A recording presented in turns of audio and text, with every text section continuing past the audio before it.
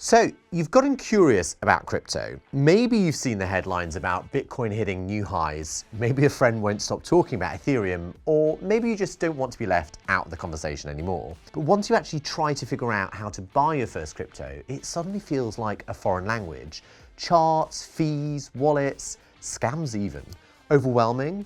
Don't worry, you're not the only one. Before we dive into the how, let's pause for a moment and ask the bigger question. Why are so many people around the world stepping into crypto in the first place? Why are people buying into crypto? For some, it's the thrill of potential gains. A Fidelity study cited by Investopedia in 2025 found that 43% of new investors, so that's those with less than 5 years experience, prefer crypto over traditional assets like ETFs because they believe it offers bigger upside. For others, the draw is freedom, being able to move money across borders without banks or simply feeling more in control of their own finances. And then there's a culture around it, online communities, the memes, the buzz.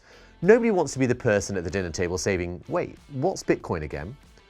Now, of course, none of this is without risk. Prices swing, scams do exist, unfortunately, and regulation is still catching up.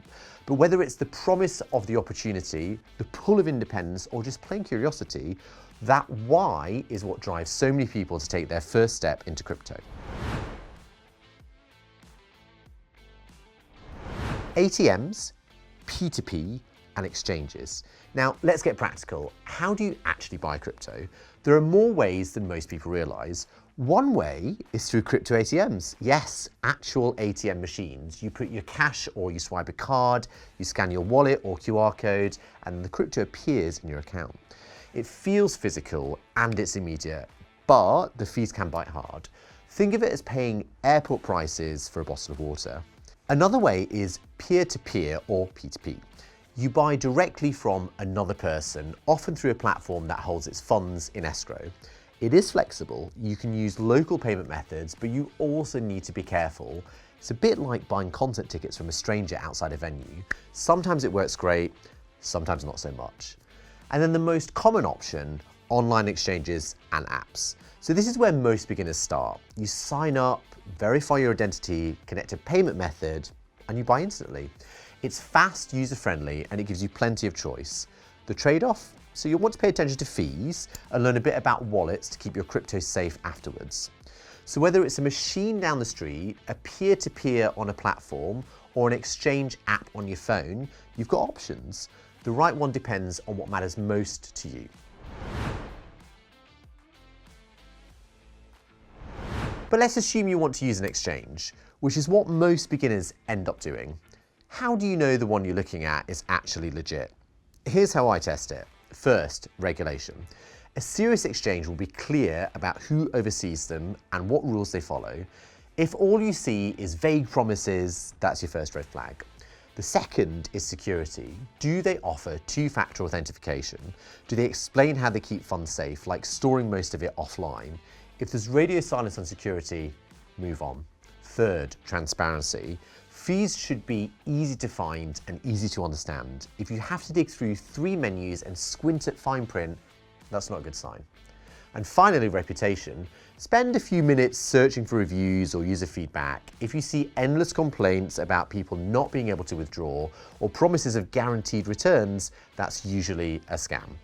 If an exchange ticks these boxes, you can feel more confident you're in safe hands. If not, it's not worth the risk.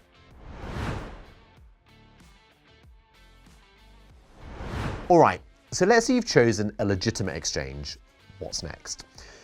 First step is you create your account online and you secure it with a strong password and 2FA, two-factor authentication. Second step is you verify your identity. It's called KYC, Know Your Customer. It's the same process that you do at a bank. And step 3, you fund your account. Use a debit or credit card for instant buys or a bank transfer if you'd rather save on fees.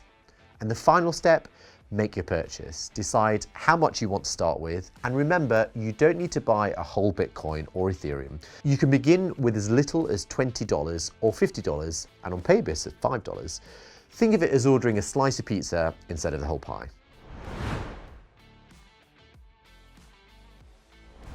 Now here's the question almost every beginner asks: when is the best time to buy crypto? Now the truth is nobody can predict the perfect moment. Even the pros get it wrong sometimes. What you can do is use smart strategies. One of the most common is called dollar cost averaging, or DCA. That means instead of trying to time the market, you buy a fixed amount, say $50, every week or month. Over time, this smooths out the ups and the downs. Another approach is to keep an eye on big market events like Bitcoin halving cycles, which historically have influenced prices, but again, no guarantees. So the best time to buy, it's less about chasing the perfect day and more about starting small, being consistent, and not letting emotions run the show.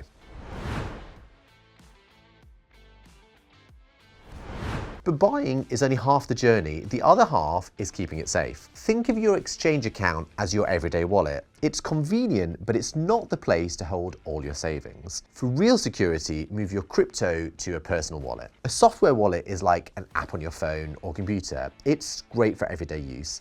But a hardware wallet is like a personal vault that stays offline and safe from hackers. If your investment matters to you, moving it off the exchange is the smart move.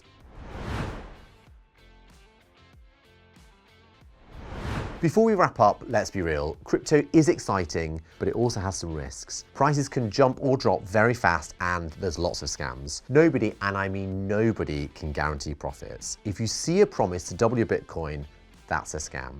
And the golden rule: never invest more than you can afford to lose. Crypto can be part of a smart portfolio, but it should never put your financial stability at risk. So let's recap. First, understand why you're buying, whether it's an opportunity, independence, or curiosity. Then choose how to buy, whether it's an ATM, peer-to-peer, or an exchange.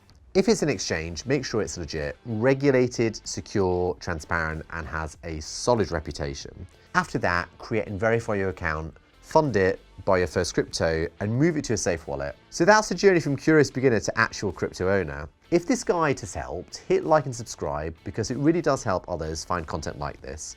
And check out other videos on our channel for more step-by-step guides to navigating crypto with confidence. And please tell me in the comments, what's the first crypto you're planning to buy? I'd love to hear your story.